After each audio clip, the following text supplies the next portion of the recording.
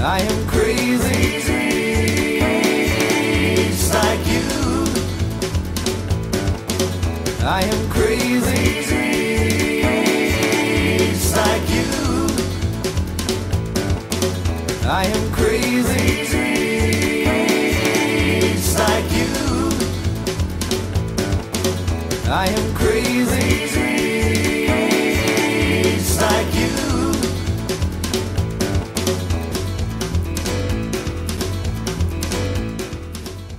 Welcome to Beautiful Minds Radio, destigmatizing mental illness on Vancouver Co-op Radio, CFRO 100.5 FM. My name is Joel Holdernay, and I will be your host for tonight. The Innocence Lost Foundation is a non-profit organization aimed at rehabilitating child soldiers in Africa. Their current project is building a community center in Kampala, Sierra Leone, where they can provide programs to help promote a sense of community and healing. The Innocence Lost Foundation is a non-profit organization aimed at rehabilitating child soldiers in Africa. Their current project is building a community center in Kampala, Sierra Leone, where they can provide programs to help promote a sense of community and healing. Fazineh Keita, the founder, director, and president of the Innocence Lost Foundation, will share his experience as a former child soldier. Later, Eva van der Sterren, the co-founder, co-director, and CEO, will tell us more about the foundation. That's coming up soon, but first, here's the news.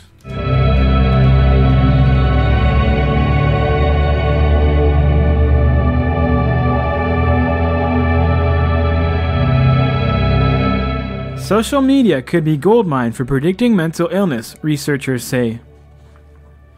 A team of researchers from France and Canada, led by Diane Inkpen, a professor of computer science at the University of Ottawa, will explore the use of social media data to help detect and monitor individuals potentially at risk of mental health issues. The project has received a 3-year grant from the Natural Sciences and Engineering Research Council of Canada. Social media is everywhere. Internet users are posting, blogging, and tweeting about almost everything, including their moods, activities, and social interactions. Using novel algorithms, Inkpen and her team, which includes scientists from the University of Ottawa, the University of Alberta, and the Université de Montpellier in France, will take the massive data generated through social media and apply social web mining and sentiment analysis methods to detect those at risk and their mental state. Inkpen says her team's goal is to create a set of tools that can be used by doctors, psychologists, school counselors, and research groups, among others, to flag concerning patterns in posts made by social media users. But to do this, the team needs massive amounts of existing social media data to sample. The algorithms developed in this project can be adapted for other uses, such as identifying at-risk youth or high school bullying victims. The research team will partner with the Canadian company Advanced Symbolics, which will collect and sample social media data. Both have expertise in natural language processing, data mining, social media processing, and medical informatics in both English and French. This is a rare asset, as most current research focuses uniquely on English. Vancouver firefighters get new mental health awareness program. Vancouver's fire department launched a new mental wellness program for its members on February 16, 2016, which will help them recognize when they or a colleague may need some extra help coping. Steve Fraser, a peer support leader with the Vancouver Fire and Rescue Services, has teamed up with the Canadian Mental Health Association to develop the program over the past 6 months. About half of firefighters have marital problems, and they also have a 30% higher suicide rate than the average Canadian, Fraser stated. Trauma affects everyone in different ways. With firefighters, we know we suffer from the cumulative events of the work that we do, said Fraser, who has fought fires for 18 years. Talking about mental health issues in the fire hall was not always the norm, but Fraser says awareness of post-traumatic stress disorder, PTSD, in recent years has helped firefighters recognize the effect trauma can have. We are breaking that stigma. We are talking about it more than we ever have, which is great to see, he said.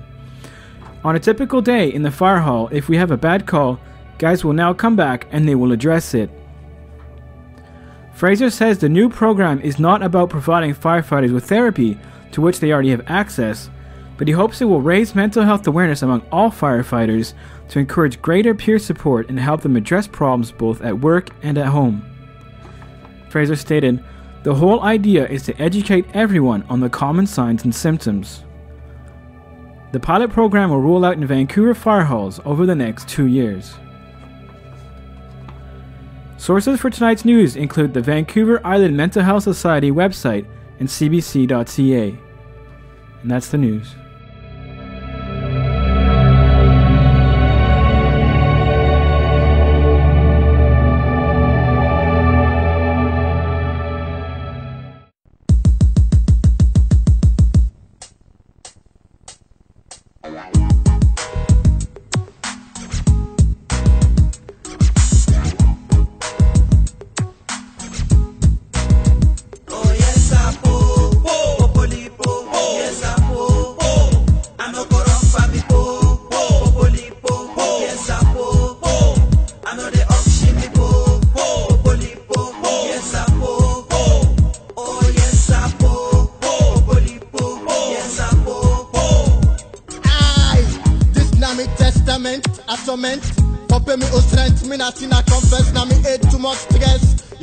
Grab big ganja, popping alla like me it is scatter. I relax, I'm an oppress. Now poverty they disturb me. So care they torment me, hard up in they kill me, hungry they like me.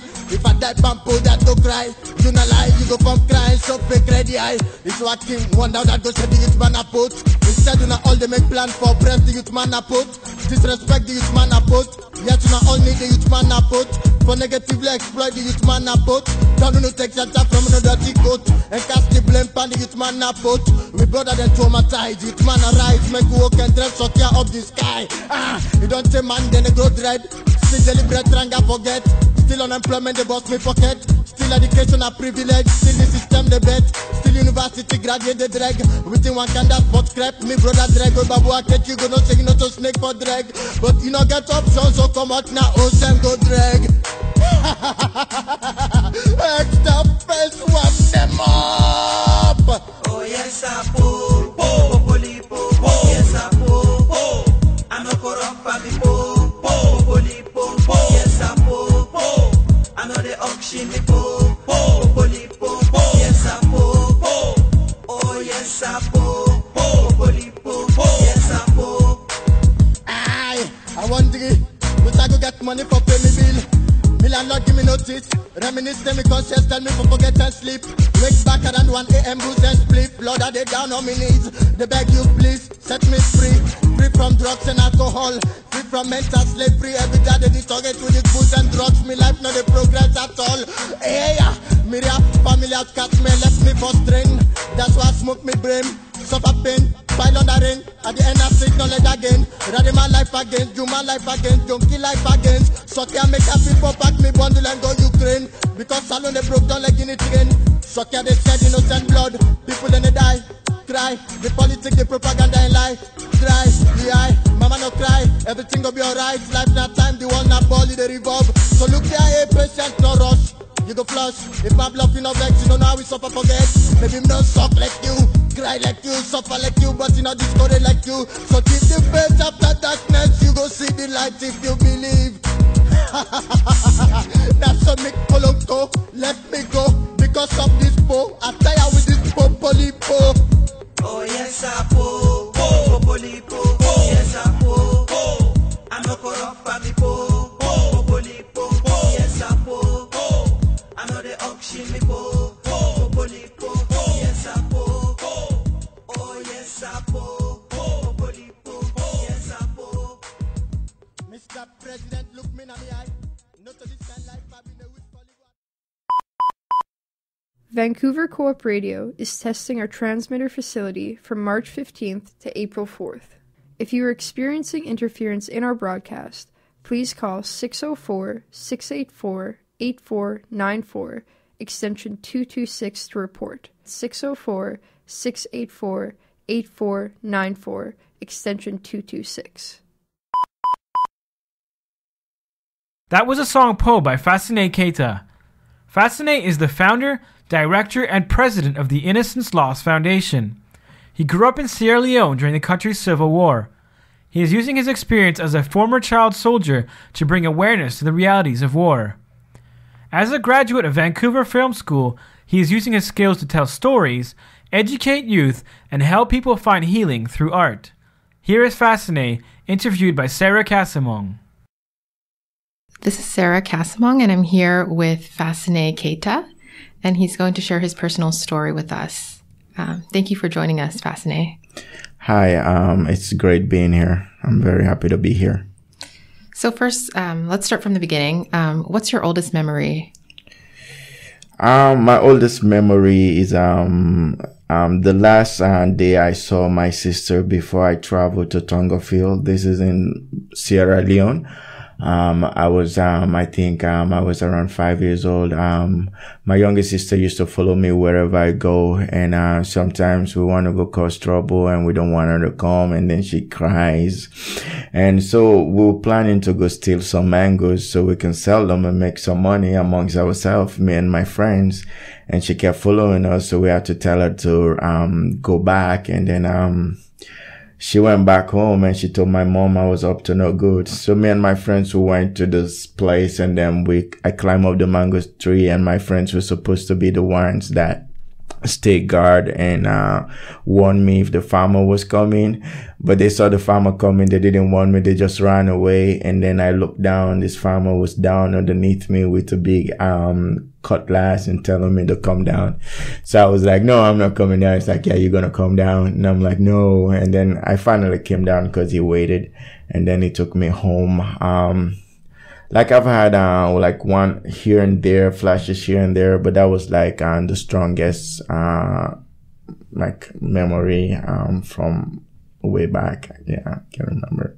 So was that before the war in Sierra Leone, the Civil War? Yeah, well, the Civil War started in 1991. But when the war started, it was around the east, and I was born in Kabbalah, which is on the north.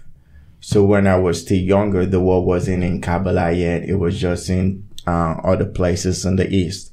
But then the war had just started. But when I moved to Tongafield to live with my uncle, that's when I went there and I was about 5. And then after a while, the war came to Tongafield because it was a rich diamond mining town. The reason why I left from my mom to go stay with my uncle, because my mom couldn't afford to send my school fees, pay my school fees and continue my education. My uncle was a diamond dealer working in the diamond mines, so he could afford to send me to school. So I went to Tongafield. They finally the war finally came to Tongafield in the mid-90s when I was about 13 years old, and that was the first time I saw the war. And how did you get involved in the war? Well, the war was started by a guy named Fode Sanko. What he would do was he would kidnap a bunch of kids and go train them and use them to go capture the next town. So since that Tongafield was a diamond rich town and the war was financed mostly by diamonds, so it was a hot spot. So when he attacked Tongafield, I got kidnapped. My uncle and his family escaped. And then I stayed with the area for a few months, and then I was able to escape and return back to Tongafield. Can you describe a little bit what it was like when you were getting kidnapped and maybe how you felt? Well, it's like there was a moment like when the gunshot started, and it felt like a movie for a little bit. And then it became a reality when I started seeing bodies on the street, and I got really, really frightened. When they took me, to be honest with you, I didn't even have time to think about how this feel. It was just like, what's happening? Am I gonna make it? Am I gonna survive? Am I gonna die? Are they gonna kill me? And then we went to camp, and we walked to the camp, and when we got to camp, and then they started training us, which was mostly like dismantling an AK-47, putting it back together. And then they said the rest, you will learn it as you go. Oh, wow. Would you be able to share what you feel comfortable with, maybe what your average time was like? Well, because it's with Civil War, it's really different from day to day. Sometimes you like making fun of the older guys, or the older guys are making fun of you. And sometimes you at the checkpoint trying to check the civilians coming into the checkpoint. And then there are times when you get attacked and when you have to fight. And then there are times when you go on an offensive, when you have to go capture a town.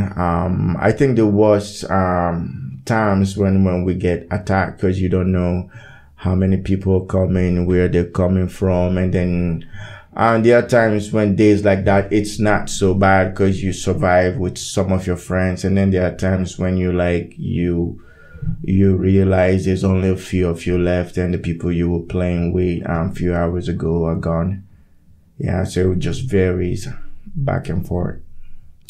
And can you explain how you left the war, how you were able to get out? Well, like I didn't stay in the war continuously, because when the RAF kidnapped me, for that first period of time, I wanted to escape, but it was hard to escape, because if I escape, if the soldiers catch me and they find out I was with the RAF, they will eliminate me on the spot.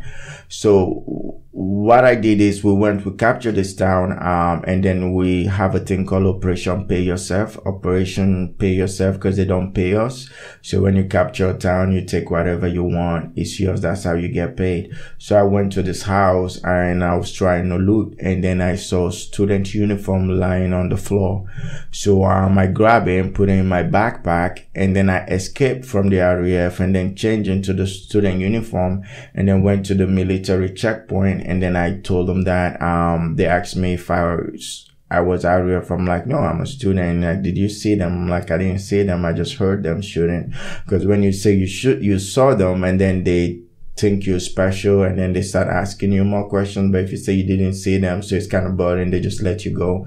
So I went back to Tongafield because the military has taken Tongafield again. And when I went to Tongafield, my uncle wasn't there. His house has been ramshacked, and I didn't have anywhere to go, and I was hungry. And most of the friends I had in the school I was going to have become child soldiers.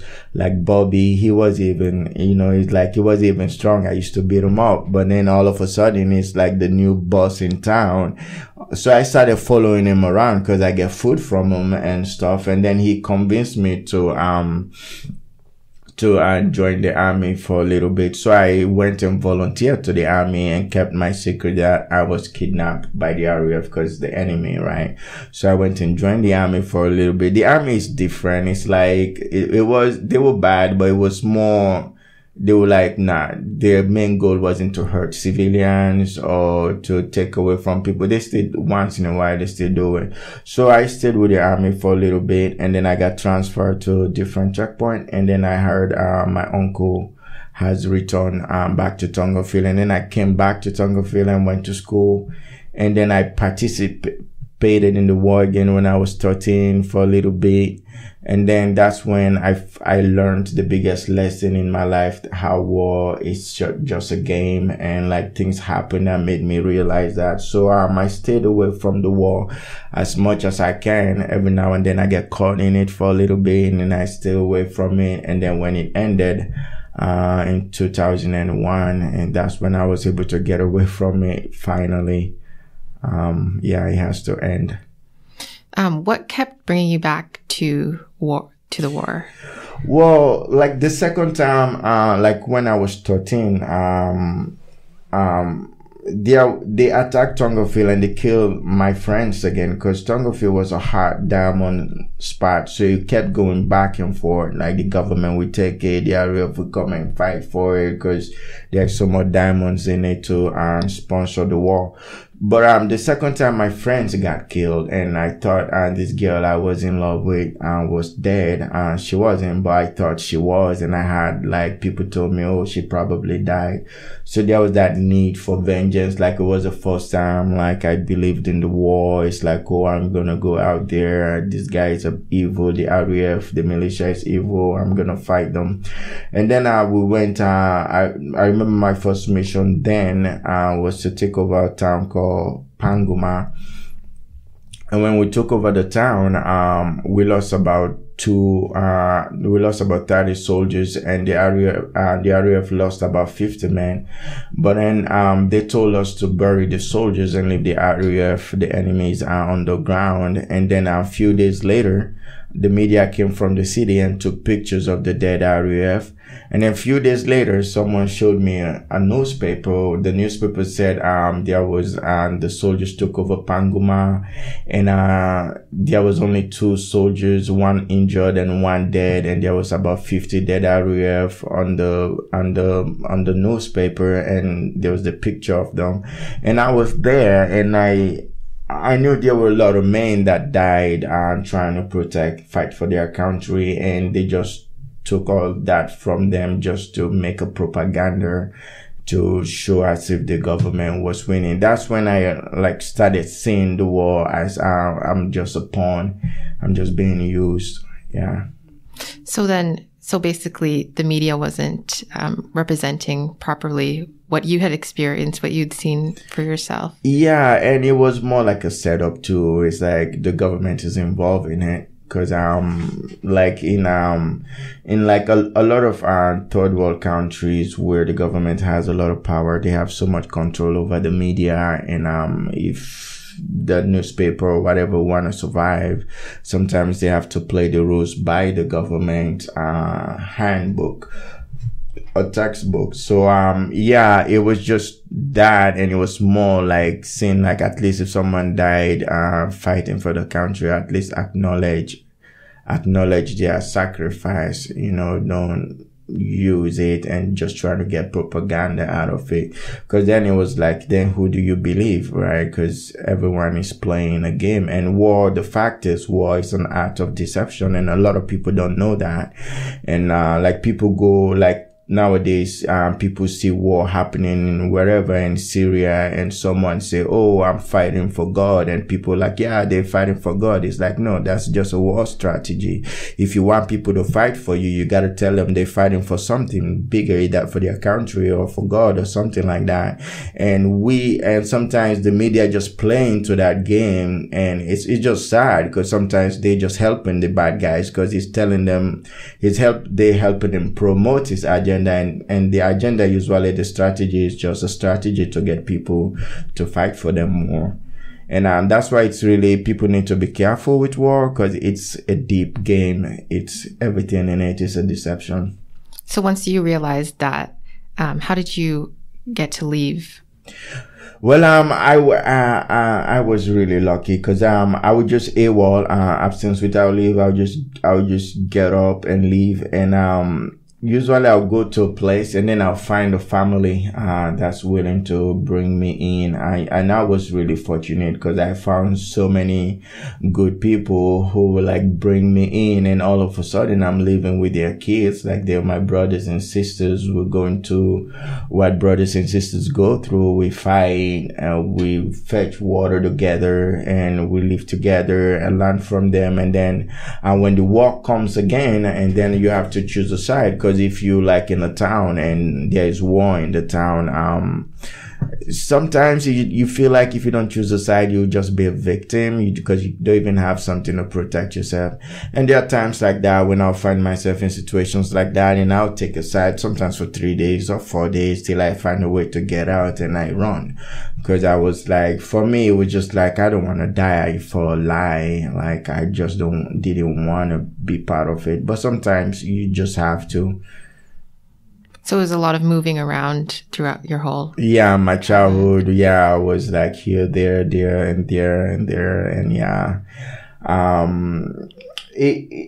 didn't cause I know I've met people cause they moved around since when they were kids, and it affected them.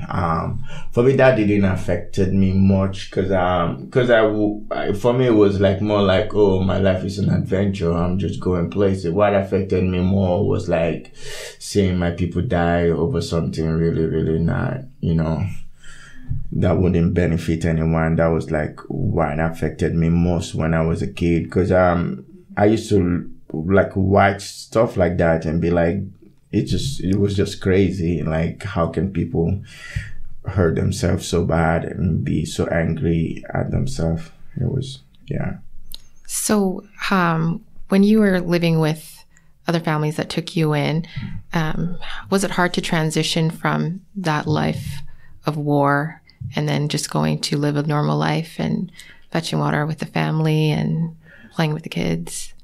Well, to be honest with you, transition became difficult for me when I was getting late teens to my early adulthood. That's when transition got really, really difficult. But when I was a kid, I was just like happy to not be in the war. So I was just mostly happy and grateful. So I don't have time to think about, oh, where's my mom? I do think about them every now and then, but it was more like I appreciate the fact that I'm not in the war. I'm like living with his family. And so it was more like that. And transition started becoming hard, like to come to Canada when the war ended, and then the realization hit you that I didn't even do proper schooling. What am I going to do with my life and stuff like that? That was the first part of Fazineh Keita's interview. We will be back in a few minutes for the second part. Vancouver Co-op Radio is testing our transmitter facility from March 15th to April 4th. If you are experiencing interference in our broadcast, please call 604-684-8494, extension 226 to report. 604-684-8494, extension 226. You're listening to Beautiful Minds Radio, destigmatizing mental illness on Vancouver Co-op Radio, CFRO 100.5 FM. If you'd like to volunteer with the Beautiful Minds Radio team or want to recommend a guest or expert, please send a message to info@beautifulmindsradio.org. Follow us on Twitter at BeautifulMindsR. That's Beautiful Minds followed by the letter R. Also, visit our website, www.beautifulmindsradio.org. Check the new postings of news and community events on Beautiful Minds Radio. Now, let's listen to the second part of our interview with Fazineh Keita, speaking with Sarah Casamong. So when did you realize that you were an artistic person? Were you always like as a child? Yeah, I've always known. My uncle was weird in the way he wouldn't let us listen to music because he thought it was evil. But I've always wanted to listen to music. I always knew I had that musical ability, and then I would like mostly write poems and then turn them into music, and then poetry, turn them into music. The time I decided to take it seriously was after the war ended. I've had a friend in Canada who was trying to help me to come here, but it didn't work out because there's so much paperwork. Because after 911, since 911, things got really, really complicated. If you want to migrate out here, they assume the worst, and then they have to prove you're innocent.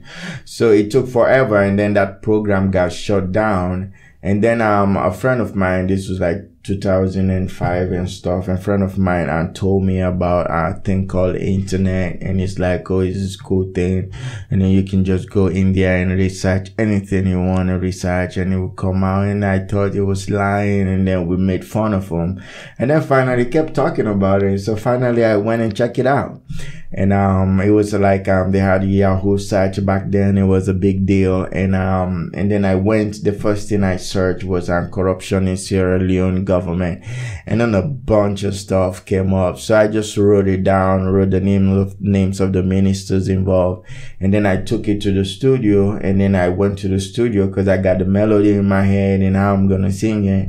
And I went to the studio, and then when I like, oh, this is the first song. And then they're like, oh, what key is the song in? And I was like, what do you mean key? This song, it doesn't work with key, bro. It's just my song. I wrote it. It's like, no, well, every song have a key. You can't even record a song without a key. And I was like, well, put it in any key you want to put it in. I'm fine. Just give me some beat so I can express my mind. So it took, cause I didn't have any experience, it took like a long time, about almost a year to record it. And when I recorded, I went and give it to a DJ. He listened to it and it's like, there's no way I'm gonna play this. This is really, really, I have a family, I have a kid, I have my wife. I don't want to, mess up my life. And then I went and find a Rastaman called DJ Bass. He listened to it. It's like, oh yeah, this is what I've been waiting for a long time. So he played it, and then it became a hit overnight because it was so controversial, and other stations got copy of it and they were playing it everywhere, and people pirated it. They sell copies. People made money out of it, and I didn't make anything out of it. But my point, my aim through the whole song was just to spread our message and tell people that now we have elections. Cause after the war, one of the conditions was, we have elections so people can vote. And a lot of people didn't believe in the elections. It was like, yeah, we fought, we didn't change the government. How can you vote and change the government? But then, I knew, cause the government was being, monitored by the UN, there was no way the government was able to cheat. So, after I released the song, I started getting text messages on my phone and threatening text messages. So I went, back to the, Canadian consul, and I'm like, well, I applied, it didn't work out, but right now all I did was release the song. And my government is trying to shut me down. This is the song, this is the CD, you guys can investigate on it. And then they took my CD and then they investigate on it. And then, next thing I know, I got a call that, my paperwork is going through. I'll be ready to come to Canada. And so that's how it actually turned out. And how old were you at this point now? In my early, 2021, this was in 2007. Yeah. And then, I came here, I lived in Alberta for a little bit. I remember when I came here, I was in July, and I got out of the plane, and the first thing I felt was cold.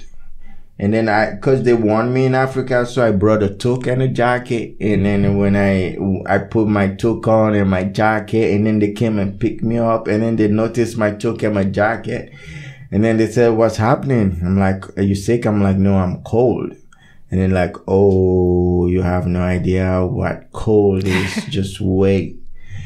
And then winter came, and it's so crazy because I tried to explain to my mom back home what winter's like. Because when I was working in the oil field in Alberta, there was a day I left my water bottle in my car, and by the time I came back, the water bottle freeze when we were done working. So I called my mom and I said, I left my water bottle in my car, and I was walking outside all day, and my water bottle is frozen up. And she's like, yeah, right. That's not true. You think cause you're out there in Canada, you can tell me anything, I can just believe it? It's like, that's a lie. And I tried so hard to convince her, and I just gave up. Like, yeah, whatever. So that is like, it's so cold. It's impossible for someone out there to really comprehend it. Yeah, cause I remember the first time like I saw snow was in Triple X movie, and he's doing a lot of like that ski-doo scene. So I thought snow was cool, but then it's like, this can be really, really cold. It's not as cool as I thought it would be. Can you talk a little bit about the culture shock with the cold, and then also leaving behind everything that you knew? Yeah. Well, for me, the first thing was like I'm still like I got used to it and I accept it as normal. People are so isolated from each other here. It's like a lot of people don't even know the name of their neighbors, right? And I like oh man, all the hardship I've been through, I never had that. I never had isolation in my life. Like, that's why, and if you think about it, suicide is like, it's almost unheard of where I'm from. And it's really, really common in the Western world because people don't integrate. People, like, human beings are meant to live together, to communicate, you know, like in Africa, when I wake up in the morning, there'll be 2, 3, or 4 neighbor kids that will come to my house, and like, I wake up feeling like I have children, even though I don't have children. And like, I know them by their names, and we have jokes that's continuing, and like, play with them. So that was one of the things. I was just really shocked at how people were like, go to work, come home, turn the TV on, and that's it, or bang the door at their neighbor, turn it down. And the second thing, everything else was confusing, because like the grocery store, how it was placed. And I remember when I had my first bank card, and I went to the ATM machine, and I just stood there looking at the machine with the card in my hand. I'm like, okay, now what do I do? And it was just so confusing. Someone was behind me like, oh, this is what you do. You just put your card inside. And so everything was like actually living in a different planet. I had to learn everything all over again. So it was pretty hard, but then as time goes on, you started accepting it as the norm and get used to it. Yeah. And how long did you live there before you moved over to BC? About 3 years. It's long. The thing is, I didn't know BC, like Vancouver existed. If I had known, I would have run away from there a long time ago. I didn't know. Cause, it's like with the snow and the cold and everything, it came to a point when I wanted to go to film school and pursue my dreams and stuff. And, so Vancouver Film School was one of the film schools that came up when I was doing research. So me and a friend drove over so I can come check it out. And then I come check it out. And then, they told me like, oh, it barely ever snow in Vancouver. And I was like, barely ever snow here?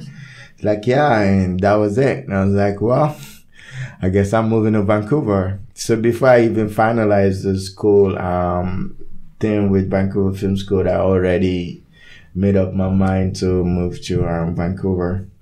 And what was your experience in film school like? Well, my healing process started in film school. Cause, before Vancouver Film School, I wouldn't talk about the war or stuff like that. Cause in Africa, even though we have people around, we play and do stuff, we don't like go sit down and be like, oh, this happened to me or this. We just talk about events, like big events that happened during that time, and be like, oh, where were you when that happened? Oh, I'm like, oh, I was over there and over there. But at Vancouver Film School, I remember one of the assignments they gave me was to talk to, an empty chair and put someone that I wanted to talk to and tell them what I wanted to say. So I put myself when I was a kid on the empty chair, and then I talked to myself, and for the very first time, because I never even used to think that far back behind, because I was just scared. I didn't like growing up in war and the things you have to do, and I didn't want to think about it. But that day I was like talking to that empty chair, like I was talking to that kid, and then I realized, you know, he actually did the best he can.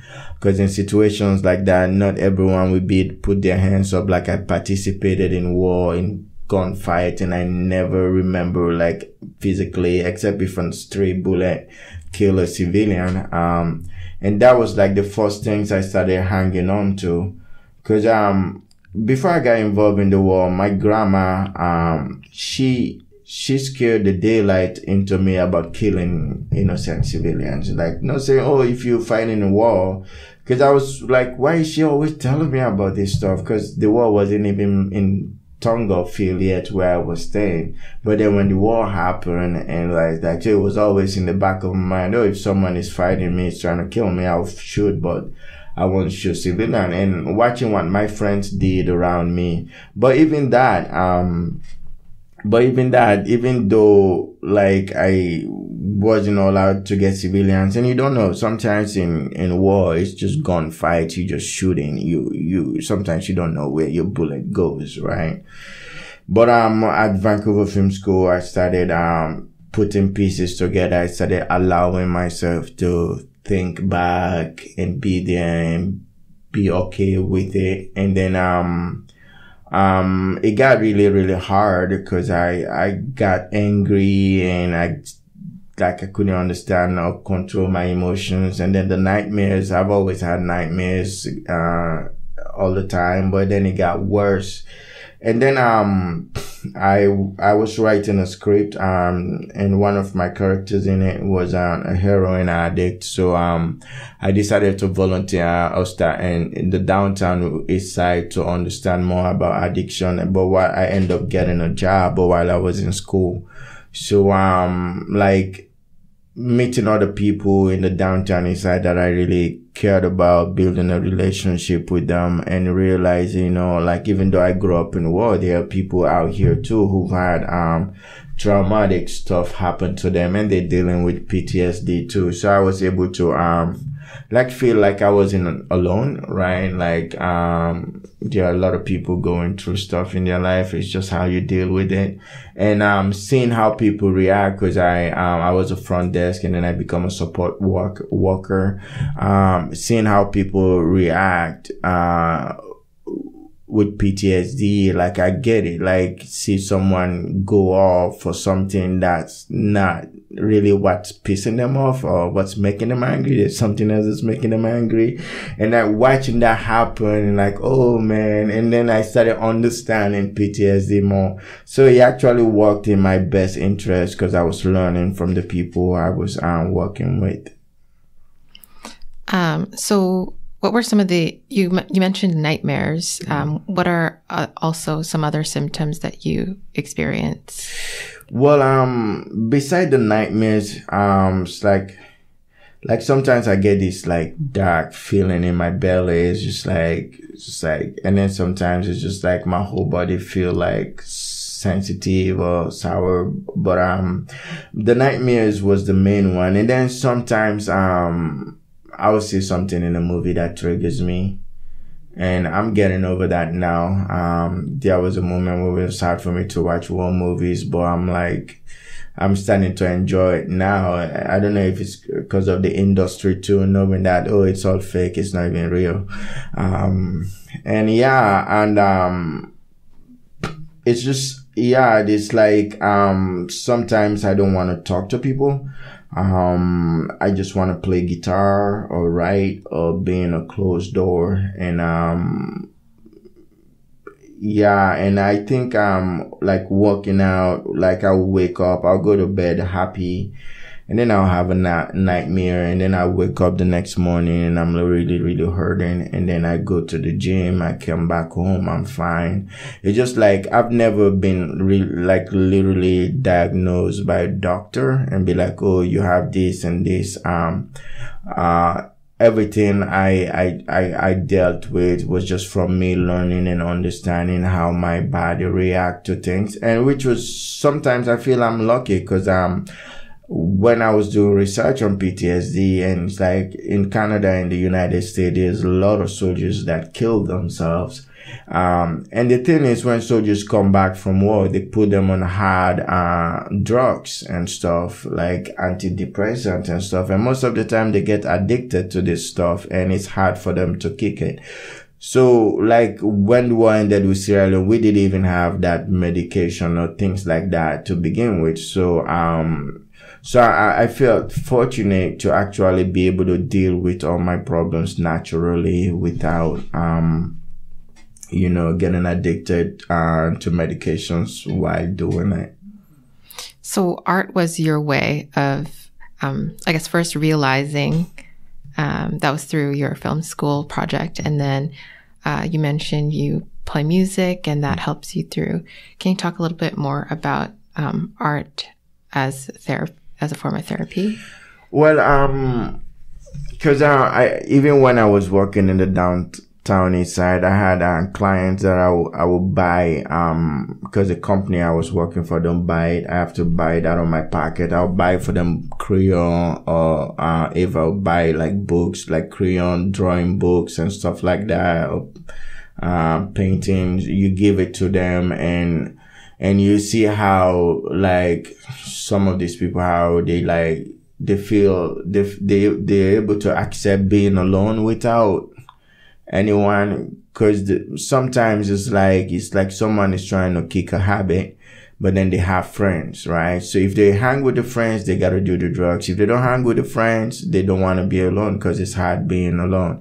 So watching people take even simple crayon or painting and watch them enjoy being alone for a particular time, and like that's the form of therapy artist. Like for me, it was mostly the guitar and writing, and I'm like really bent on writing movies that will make the world understand what PTSD is or what's war is like, so everyone don't like terrorists go bomb in Paris and everyone go, deport all the Muslims. It's like, no, you're just trying to intensify the problem. That's what the terrorists want you to do. They want you to hate all your Muslims. So all your Muslims here will go there and go fight with them and think like, these are our people. These are not our people, right? So like I'm bent on stuff. And the more I do that, because then I research more on war and I understand it more. And then, there are moments when I don't want to talk, just me with the guitar in the house. It's like, time flies and you don't even, you just caught up in that melody. So I think, when we send our soldiers to war, I think we should be thinking more about some kind of natural, ailment instead of just more medication, which is just going to benefit the pharmaceuticals who are making the medications anyways. We should try and find more natural approach for people, to help people, because it does work. And like it does work, like it does, because my brother, we grew up together, but it's actually my cousin, but it's my brother. We think about each other as brother. He's in Japan, and sometimes life is hard for him because he doesn't have art and stuff like that, and he can't even talk about the war. He can't even go there. When I told him I founded a foundation and we're going to school, we're talking to kids about the war, he just laughed so hard. And then it's like, yeah, I would never do that. So it's like I know how much progress I've made, through art. And I just, hope when people are traumatized, instead of thinking about how much money we can make off of their trauma, we can find more natural ways of helping them. Because it's like, no matter whether you have PTSD or you have what people call mental disease, sometimes it's okay. It's just people just need to learn how to be natural with that without feeling like they're sick or they have dangerous problem or they're not normal anymore. They have to take medications. I think we really need to address that and focus on helping people find healing naturally instead of making them addict to medications. Well, thank you so much for sharing your story. Is there any place online maybe where people can hear some of your music or some of... Yeah, I have my old songs. If you search Fazineh, you'll find me. But my new songs, which is most gonna really focus on the Western world and the political stuff, it's gonna come out pretty soon. Cause there's a lot of problems here that we need to start addressing musically instead of making our music all about, getting drunk and partying. There's other problems here too that we need to touch up with our art, and I'm trying to start that. So but if you look up my name Fazineh, and I have a foundation, Innocence Lost Foundation. Check innocencelostfoundation.com and you know more about me. Yeah, thank you. Thanks so much for joining us. Thank you very much. That was Fazineh Keita, the founder, director, and president of the Innocence Lost Foundation, sharing his experience as a child soldier. Please note that Fazineh said he was first kidnapped when he was 13 years old. He was in fact 9. Next up, we will listen to Ava Vandersteren, the co-founder, co-director, and CEO of the Innocence Lost Foundation. But first, let's listen to another song by Fazineh Keita, Politician Patty Dem. koto wuri mi nangima. He achitin tuba man nangen no yalti sarere no satti yimbe ben no tampi hay jibe ben no feti kini onon kadi non tampi na men do fi mbudi tertola Mi inni en yadai. Oh feti mi body them Pan seriousness. na mi body them Pan killing heart. mi shifuta them Once him be round. na mi shifuta them Shift like kakamo mi body them Pan seriousness. na mi body them Pan killing heart. mi shifuta them Once him be round. na mi shifuta them Shift like kakamo politician body them Now a election done here. politician body them Then corrupt and no see them kind. politician body them Then sabi bureaucrats kadi and no see them kind. politician body them They say that they can build bridge from Firton to Lunge. That's also lie. mi body them I hate party where they and me woman no. Hey, mi body them la boss no and me woman I don't talk on. mi body them See I get me party with me woman. Now see neck in the monkey shadow. I go be rocking neck yeah. Bush out.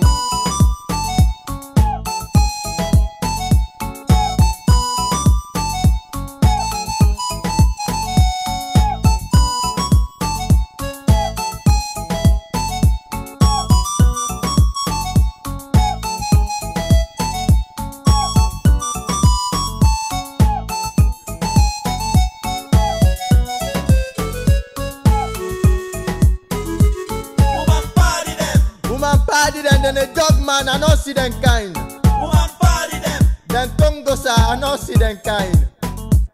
woman body them Woman party then a lunch kilos kadi I no see them kind.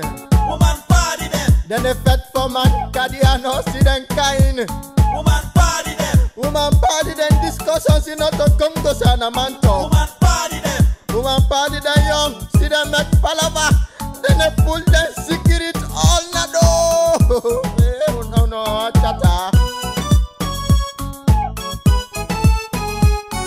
mi body them Man seriousness. na mi body them Man killing heart. mi shifuta them Once him be round. na mi shifuta them Shift like kakamo mi body them Man seriousness. na mi body them Man killing heart. mi shifuta them Once him be round. na mi shifuta them Shift like kakamo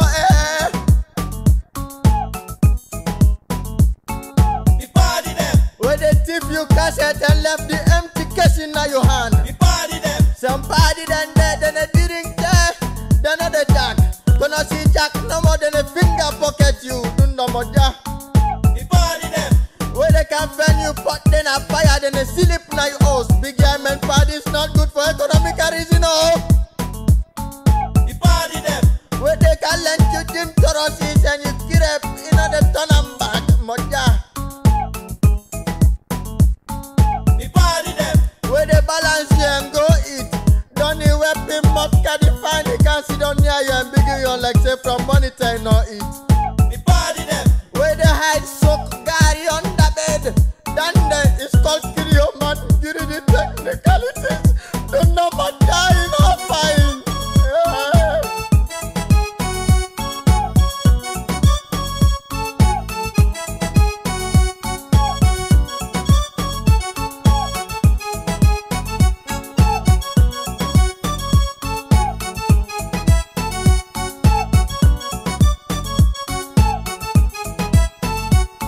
mi body them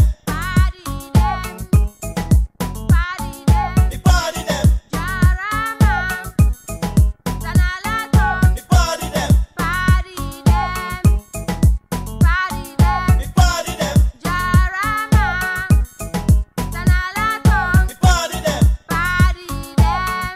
mi body them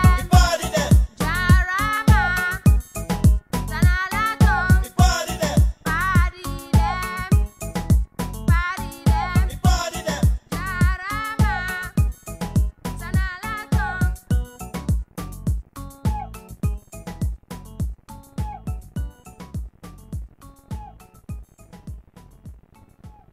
Ava Vanderstern is the founder, director, and CEO of the Innocence Lost Foundation. She is a model, actress, and graduate of Vancouver Film School. She won the title of Miss BC in 2013, with her platform being the rehabilitation of child soldiers. She has a lifelong goal of humanitarian work and wants to make a difference by ending the use of child soldiers. Here is her interview with Sarah Casamong about the Innocence Lost Foundation. So we're here with Ava van der Staren, who is the director, founder, and CEO of the Innocence Lost Foundation. Ava, can you first tell us how and when did you and Fazineh meet, and what made you want to start the foundation together? For sure. Thanks so much for letting us share our stories today. Fazineh and I met in 2011 at Vancouver Film School. We were both taking the acting for film and TV program there. And we were in different classes, but we met at the school and started to know more about each other and started to learn about his story. And film school was the first time, as he mentioned, that he started dealing with things, talking about what happened to him in his past. And so we knew each other for 2 years. And then in 2013, I was Miss British Columbia, and I chose my platform to be rehabilitation of child soldiers, inspired by Fazineh's story. And so during that time, we decided that we should start a nonprofit organization because we'd had dreams about doing that one day, and that's something that we wanted to do. So we thought, instead of waiting, we should start now. And so that's how in 2013, we decided to create Innocence Lost Foundation, inspired by his story and the want to create healing for former child soldiers and rehabilitation programs. And can you tell us a little bit more about what you're doing right now with the Innocence Lost Foundation? Yes. Our first project is to create a community center in Sierra Leone. So it's where Fazineh is from his hometown where he was born. We want to create a community center there as our first project. Many former child soldiers didn't receive a lot of rehabilitation, and a lot of the community was affected by the war. And the community in itself, even though the war has been over, has a lot of poverty. There's not adequate running water, education, medical programs, all of those types of things. So we wanted to bring something to the community to help advance them, help end the cycles of poverty from being passed down generationally, and just bringing the community together to have a healing place and a place to express themselves. So what's been accomplished so far? So far we're fundraising for phase 1 of the project, and we have $25,000 Canadian that we raised for the land purchase. So we have that ready to go to purchase the land for the center, which is 3.5 acres. And we're working towards the rest of phase 1, which is a grand total of $200,000. Once we raise that, we can go over, purchase the land, drill the water well, and do the first 2 buildings. There's a medical clinic in one of the buildings, and then the other parts of the buildings will be used as multi-purpose at the beginning until the rest of the center is built. So for the education programs, skills training programs, and art and sport therapy programs. Can you go into a little bit of detail about, well, I don't know how much you've thought about this yet, but the art and the sport therapy? Yeah, so it's in conjunction with the skills training. Like, we want to provide more job opportunities to the community. And then also for the art, we really want to have people be able to express themselves in different ways. Singing and dancing is already a huge part of the culture, music. And we just want to bring, drama, painting, all those types of things, and have programs for people to express themselves. And at the beginning, it's just starting out with finding a creative outlet. And so that's what we're working towards with the art programs. And there's different organizations that we're partnering with that have used art therapy before, and counselors and psychologists that we're going to be working with, so that we make sure that everyone is supported through the process and that it's a healing process for people to express themselves. And when's your goal for getting all of this together, hopefully? So right now, we're looking at fall of 2017 that we'd like to make the trip to purchase the land and start building. That's our goal at the moment. And we've picked up fundraising a lot. In 2015 was really our first major year of fundraising, and that's where we raised the $25,000 for the land. So we're just continuing with all of our fundraising goals. And then we're a nonprofit foundation right now, but if we get our charity status, that will really accelerate. And we're in application process right now for charity status, where we can issue tax receipts to donors. So if we get that, then everything will take off a lot quicker. Oh, wow. That's exciting. So can you let listeners know maybe where they can connect with you online if they want to donate or if they want to learn more? Yeah, for sure. You can donate on our website. It's innocencelostfoundation.com. You can connect with us on social media. We're on a lot of different platforms. On Facebook, just search up Innocence Lost Foundation. On Twitter, our handle is @foundation_IL. And Instagram, we're @Innocence Lost Foundation. Oh, thanks so much, Ava. Thanks so much for having us here today. That was Ava Vanderstern, the founder, director, and CEO of the Innocence Lost Foundation. Thank you for listening to Beautiful Minds Radio, destigmatizing mental illness on Vancouver Co-op Radio, CFRO 100.5 FM. Our website is www.beautifulmindsradio.org. Our team includes myself, Joelle Holdernay, Sarah Casimong, Laurence Gettinel, and Richard Dalton. We'd like to thank Fazineh Keita and Ava Vanderstern for their contributions to destigmatizing mental illness. Next up is Food Line Radio.